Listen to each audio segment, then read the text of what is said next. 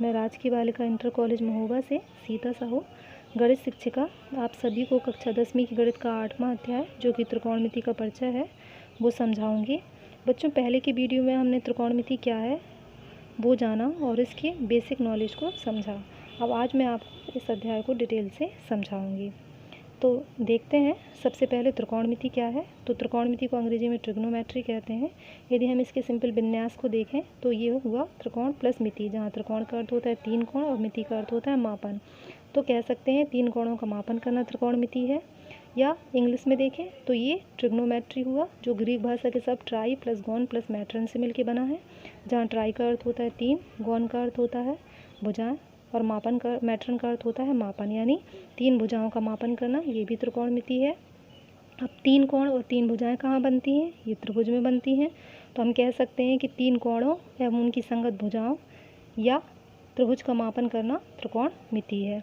अब त्रिकोणमिति क्या है ये हमने समझ लिया, लेकिन अब हमें ये जानना होगा कि इसमें जो हम त्रिभुज लेते हैं वो कैसा होगा। तो वो एक समकोण त्रिभुज होगा, मतलब इस तरह का त्रिभुज होगा। इसमें ये देखिए हमारे एक कोण क्या है, ये बी जो है वो समकोण है। समकोण है मतलब 90 डिग्री, मतलब एक ऐसा त्रिभुज जिसका एक कोण 90 डिग्री होता है उसको समकोण त्रिभुज कहते हैं। जब एक कोण 90 डिग्री होगा तो बाकी 2 कोण क्या होंगे? न्यून कोण। क्यों?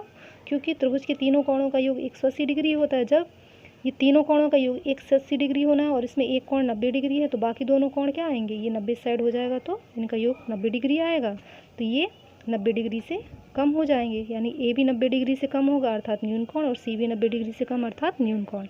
तो समकोण त्रिभुज जो होता है उसका एक कोण तो 90 डिग्री होता है, बाकी 2 कोण क्या होते हैं? न्यून कोण होते हैं। ठीक है, अब ये तो हमें समझ में आ गया। अब हमें ये समझना होगा कि त्रिकोणमिति हम लागू कहाँ करते हैं। तो जहाँ पे भी हमारी समकोण त्रिभुज की आकृति निर्मित होगी वहाँ पे हम त्रिकोणमिति लागू कर सकते हैं। जैसे मान लीजिए ये हमारी कोई मीनार है, यहाँ से यहाँ तक ये हमारी इतनी लंबी है।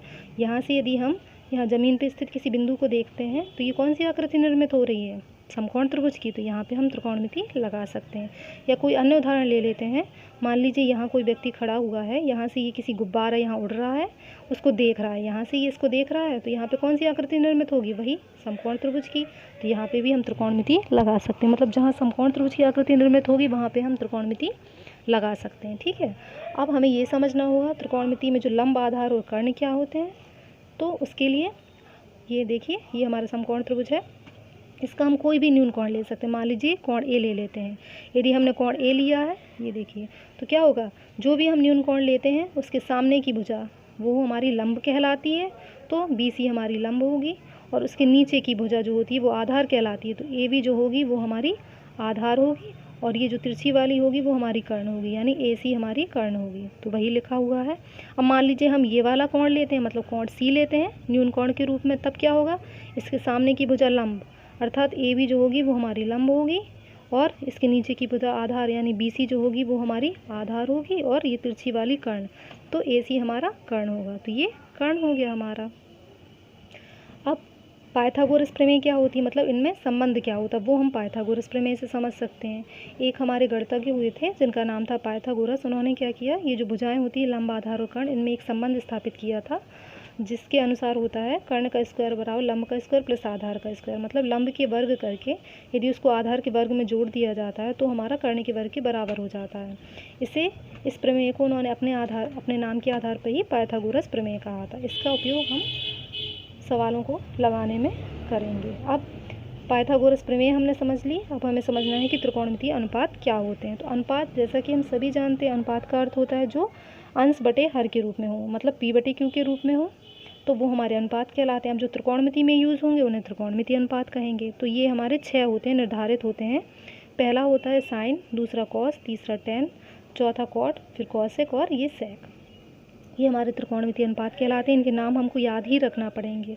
और ये होते क्या हैं, ये भी हमारे निर्धारित होते हैं, लेकिन उनको कैसे याद करना है वो तरीका मैं आपको बताऊंगी। अच्छा, अब यहाँ पे एक टर्म यूज़ हो रहा है थीटा, ये साइन थीटा। तो ये थीटा क्या है, ये देखिए, ये हमारा जो थीटा होता है ये हमारे कोण को दर्शाता है। जैसे मान लीजिए हम यदि ये वाला कोण लेते हैं, मान लीजिए हम ए कोण लेते हैं न्यून कोण के रूप में, तो इसको हम थीटा मानेंगे। यदि हम ये सी वाला लेते हैं तो हम इसको थीटा मानेंगे। मतलब यहाँ जो थीटा है ये ग्रीक भाषा का शब्द है जो कोण को दर्शाता है। तो हम जो भी कोण लेंगे उसको हम थीटा से दर्शाएंगे। ठीक है, तो अब पहला हमारा त्रिकोणमितीय अनुपात होगा साइन थीटा। साइन थीटा बराबर होता है लंब बटे कर्ण, ये निर्धारित होता है, ठीक है। दूसरा होता है कॉस थीटा बराबर होता है आधार बटे कर्ण, और तीसरा होता है टेन थीटा बराबर होता है लंब बटे आधार। ये हमारा हो गया।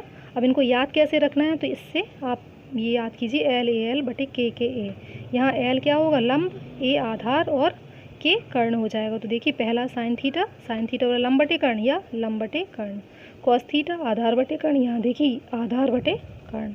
तीसरा ये टेन हो गया, तो ये क्या है लंब बटे आधार, तो ये देखिए लंब बटे आधार। तो इसको आप यदि याद कर लेंगे तो आप ये त्रिकोणमितीय अनुपात आराम से याद रख पाएंगे, मतलब इसमें कभी कंफ्यूज नहीं होंगे।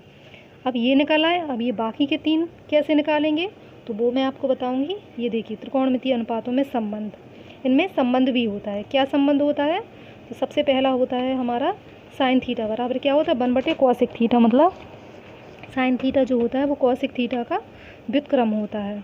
अब व्युत्क्रम होता है जब साइन थीटा, तो कॉसिक थीटा क्या हो जाएगा, कॉसिक थीटा बराबर 1 बटे साइन थीटा हो जाएगा। अब यहाँ पे देखिए साइन थीटा क्या है हमारा लंब बटे कर्ण, और कॉसिक इसका व्युत्क्रम होगा तो क्या हो जाएगा कॉसिक थीटा बराबर हो जाएगा, इसका उल्टा कर देंगे मतलब कर्ण बटे लंब। तो देखिए वही आया कॉसिक थीटा बराबर कर्ण बटे लंब आ गया। अब दूसरा क्या है हमारा कॉस थीटा बराबर 1 बटे सेक थीटा, ये हमारा आया 1 बटे सेक थीटा आया हमारा, यानी सेक थीटा क्या हो जाएगा 1 बटे कॉस थीटा हो जाएगा। तो यहाँ देखिए कॉस थीटा क्या है आधार बटे कर्ण है, तो इसका उल्टा कर देंगे मतलब कर्ण बटे आधार, वो हमारा क्या होगा सेक थीटा। तो ये देखिए सेक थीटा हो गया कर्ण बटे आधार हो गया हमारा। अब तीसरा हमारा है टेन थीटा क्या है 1 बटे कॉट थीटा, मतलब कॉट का व्युत्क्रम, तो कॉट थीटा क्या हो जाएगा 1 बटे टेन, मतलब टेन का हम उल्टा कर देंगे तो हमारा कॉट आ जाएगा। यहाँ टेन कितना है हमारा लंब बटे आधार, तो कॉट हो जाएगा हमारा आधार बटे लंब। तो ये देखिए कॉट थीटा बराबर आ गया आधार बटे लंब। यानी हम इसकी सहायता से एल ए एल बटे के ए की सहायता से इन तीनों को निकाल लेंगे, फिर इनका व्युत्क्रम करके हम ये वाले त्रिकोणमितीय अनुपात निकाल सकते हैं। बस इतना याद रखना होगा कि साइन जो होता है वो कॉसिक का व्युत्क्रम होता है कॉस सेक का, और टेन जो होता है वो हमारा कॉट का व्युत्क्रम होता है। अब एक और भी त्रिकोणमितीय संबंध होता है और वो होता है टेन थीटा जो होता है वो साइन थीटा बटे कॉस थीटा होता है। कैसे, तो देखिए साइन थीटा बराबर होता है लंब बटे कर्ण, ये देखिए यहाँ लिखा है साइन थीटा बराबर लंब बटे कर्ण, तो ये हो जाएगा लंब बटे कर्ण हमने लिख दिया एल बटे के। कॉस थीटा आधार बटे कर्ण, ये देखिए ये लिखा है कॉस थीटा आधार बटे कर्ण, तो ये हो गया आधार बटे कर्ण हमने लिख दिया। इसको पलटेंगे क्या होगा लंब बटे कर्ण गुणे आधा कर्ण बटे आधार हो जाएगा, ये से ये कैंसिल, या लंब बटे आधार हो गया। अब लंब बटे आधार किसका होता है, यहाँ देखिए ये टेन थीटा लंब बटे आधार, तो यहाँ पे हम लिख सकते हैं टेन थीटा, तो वही हो गया टेन थीटा बराबर हो गया साइन थीटा बटे कॉस थीटा। ठीक है, तो इसकी सहायता से हम क्या कर सकते हैं त्रिकोणमिति को लगा सकते हैं। अब त्रिकोणमिति में आगे जो टेबल्स यूज होती हैं और फॉर्मूले होते हैं सर्व समीकरण होती हैं वो आपको मैं अपने अगले वीडियो में समझाऊंगी। धन्यवाद।